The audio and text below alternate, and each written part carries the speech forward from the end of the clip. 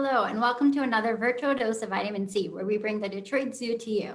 My name is Zahraa. I'm an education specialist at the Detroit Zoological Society, where we celebrate and save wildlife every day. Today, I want to talk about kangaroos. Before we get started talking more about the largest of all marsupials, the red kangaroo, let's take a look at some vocabulary words. So today's words are marsupial, macropods, and saltation. And marsupials are mammals who have pouches and whose babies are born underdeveloped and have to further develop inside a pouch. Macropods are a special group of marsupials who live in a special part of the world, and we'll show you where that is in just a little bit. And saltation is actually a word that we'll talk about later on in my video. And basically it means to jump with both feet together, kind of like a hop. All right, let's take a look at where macropods, including the red kangaroos, live. So we're over here in Michigan, and we have marsupials right here in North America. One example of a marsupial who lives here in North America is the opossum. So it's an animal with a pouch whose babies are born underdeveloped and then climb into the pouch to further develop. But macropods are marsupials who are from Australia, right over here, and then further up into Asia, like where these islands are. There's about 50 marsupials in total, and a lot of them are macropods and are found in that Australia, South Asia region, including the red kangaroo, who is the biggest of all the marsupial species. So let's take a look at what kangaroos look like. So kangaroos are found, as I mentioned, in Australia, and they're actually descendant from tree dwellers. So they used to live in the trees, and they came down to live on the land, and they stayed down there, and they further evolved to be very good at living on the land. Some of these things that they developed over time include their really strong legs and their feet, and their hands obviously got a lot smaller when they were living on land than when they were climbing through branches on trees. But one thing they kept throughout their entire, they kept from their ancestors is what they eat. So kangaroos are herbivores. They eat plants and vegetation. Specifically, the red kangaroos are grazers. So they eat grasses in the fields and the savannas that they live in. And this requires an adaptation because the grass and that they eat is actually pretty rough and hard to digest. It's very fibrous and hard to digest. So they have these chambered stomachs, kind of like a cow would, that lets them digest their food in parts. So a red kangaroo will eat their grass, swallow it, it'll go down into one of the chambers inside their stomachs, and then they'll regurgitate it or bring it back up as cut into their mouth, chew it again, and then digest it a second time before it's ready to pass. Red kangaroos actually share a lot in common with what you think of when you think of the animals who live in the plains here in North America. So like the bison or the deer, they are Australia's equivalent of that. So the way to tell males and females apart is that the males are bigger than the females. Males are can get up to 6 feet tall, so the size of an adult male. And females are slightly smaller than that, somewhere around 3 to 4 feet. And then there's also a difference in coloration. So males have this deeper, so all red kangaroos have this reddish tint, but males have this darker reddish tint, whereas the females seem to have this bluish tint to them. And this is actually where the nicknames come from. So males are known as red flyers because they have that reddish tint, and females are known as blue flyers because they have that bluish tint, and both are red kangaroos, just different genders. So they live in these mobs of about 15 to 30 kangaroos living all together, and they raise their young. So let's go back to what I said about them being marsupials. So they have this pouch, and their young have to develop inside that pouch. So marsupials give birth to babies that are underdeveloped. So comparing them to a human baby, human babies have all their organs, they have all their parts, And they're really developed. They're just small and need to grow some more. And they exist outside the mom's belly after 280 days after the gestation period of 280 days. Kangaroos actually give birth to their joeys, the really young kangaroos, at a very small size of about the size of a gummy bear, so about this big. And these guys are underdeveloped. They still need time to grow. And what happens is the joeys will climb into the pouch and attach to mom inside there.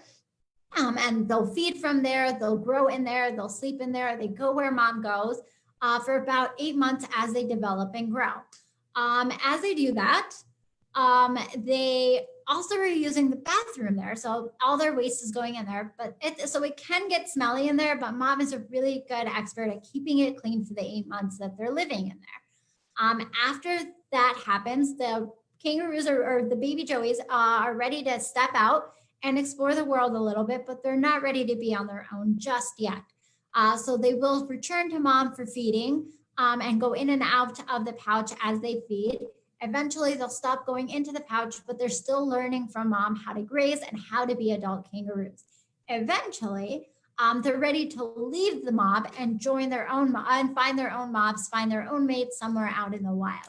But for that first couple years of their lives, they are living with mom either in the pouch or nearby. All right, so let's take a look at this. So you've probably seen this behavior if you visited the zoo. And the kangaroos are doing something called boxing. And these are two males, and males do this as a show of dominance. So it's natural behavior for them to box. And they basically are just trying to compete with one another and show off who is the strongest of the two. So I wanted to show this picture not only to explain what boxing is, but also to show off some of the traits that make a kangaroo such a good jumper.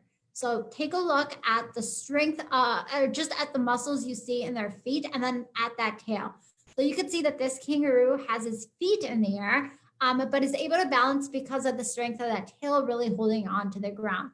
The other kangaroo right over here has his legs kind of shaped into a triangle shape with his tail, and that helps provide structure and makes them much better boxers.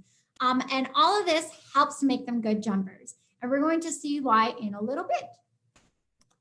All right, so I actually have a video here that I wanted to share with you. And this is a kangaroo, and I want you to pay attention. I'm actually going to show this video a couple of times as I talk about it. I want you to pay attention to how the legs are together as they're jumping. As the kangaroo is jumping, his legs are staying together. That's that form I mentioned right at the beginning, the saltations. This helps make them good jumpers. Another thing that helps is the strength in those legs. So not all animals can jump in that saltation form and still jump really far. In fact, humans can't do it, and we'll see in a little bit. And then I also, one more time, I'm going to play this. I want you to take a look at their tail and see how they're using their tail to push forward.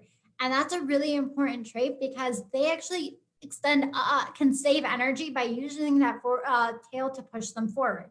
So if you've ever thrown a bouncy ball, you know that you put some energy into it once when you drop it, but then that bouncy ball will continue to bounce over and over again, just based off the energy of its former bounce.